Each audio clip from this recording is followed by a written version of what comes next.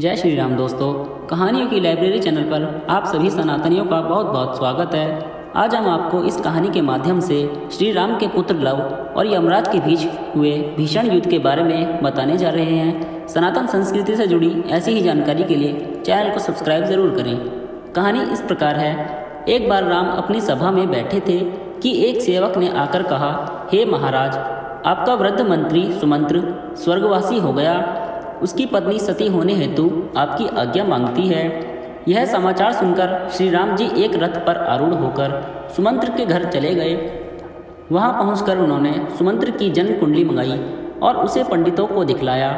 उससे यह ज्ञात हुआ कि 9,999 वर्ष सुमंत्र की कुल आयु थी।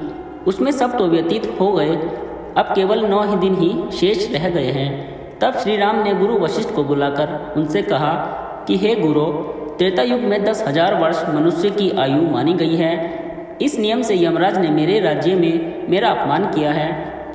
जो इस नियम की अवहेलना की है, ज्ञात होता है कि वह मेरे द्वारा दंडित होगा, क्योंकि मेरे इस मंत्री की आयु में अभी 9 दिन शेष हैं। फिर यमराज ने क्यों इन्हें अपने यहाँ मंगा लिया?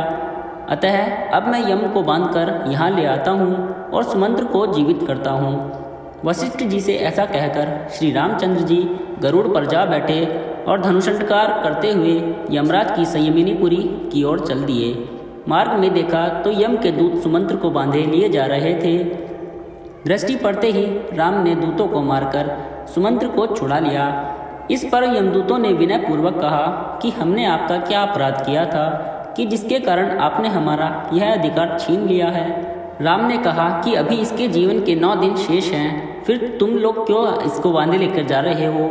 जब इसके दिन पूरे हो जाएं, तब सा आनंद ले जाना। राम की बात सुनकर यमदूत बोले, राघव, इसके जन्म की कथा अपूर्ण है। जब यह जन्म लेने लगा था, तब माता की योनि से सर्वप्रथम इसके दोनों हाथ और मस्तक बाहर निकल आए थे।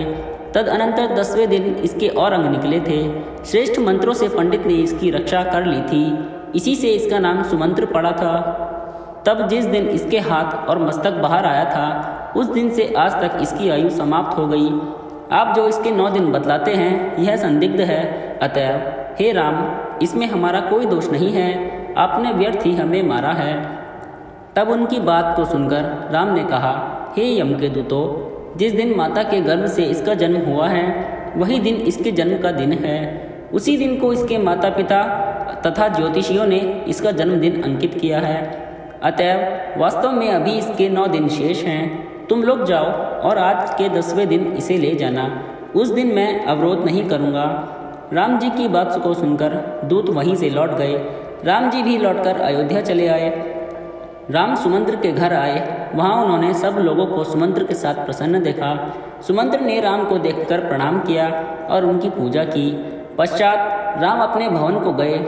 सुमंत्र ने अपने जीवन के 9 दिन शेष जानकर पर्याप्त पुण्य दान किया। यम के दूत अपनी पगड़ी फेंककर यम से बोले, हे यमराज, तुमने कैसे अपने अधिकार की रक्षा करते हो? अपने अनुचरों की यह दुर्दशा देखकर क्या तुम्हें लज्जा नहीं आती? मार्ग में राम ने हमसे सुमंत्र को छुड़ा लिया और कहा कि अभी इसके जीवन के 9 दिन शेष हैं। जब उसके वह 9 दिन पूरे हो जाएंगे, तभी राम उसे आने देंगे। अब हम लोग जल में डूबकर अपने प्राण विसर्जन कर देंगे। तब दूतों की यह बात सुनकर यमराज क्रोध के मारे लाल हो गए और दूतों से कहा कि तुम सब कुछ भी खेद प्रकट ना करो। मैं आज ही राम को बांधकर उनके इस कृत्य का दंड दूंगा। तुम जाकर सेना तैयार करो, तब तक मैं इंद्र के पास जाता हूँ। ऐसा कहकर यमराज तक्षण इंद्र के पास चले गए। उन्हें सारा वृतांत सुनाया और सहायता करने की प्रार्थना की। यम की बातें सुनकर इंद्र ने कहा कि हे यमराज, क्या तुम उन्मत्त तो नहीं हो गए हो? तभी तो भगवान विष्णु के साथ युद्ध करना चाहते हो।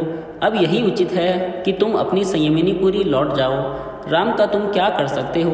उनसे भयभीत होकर ही तो मैंने अपने यहाँ से पारिजात और कल्पवृक्ष, इन दोनों देववृक्षों को उठा दिया था। इंद्र का ऐसा वचन सुनकर यमराज अग्निलोक को चले गए और जब सहायता मांगी, तब अग्नि ने भी वैसा ही उत्तर दिया।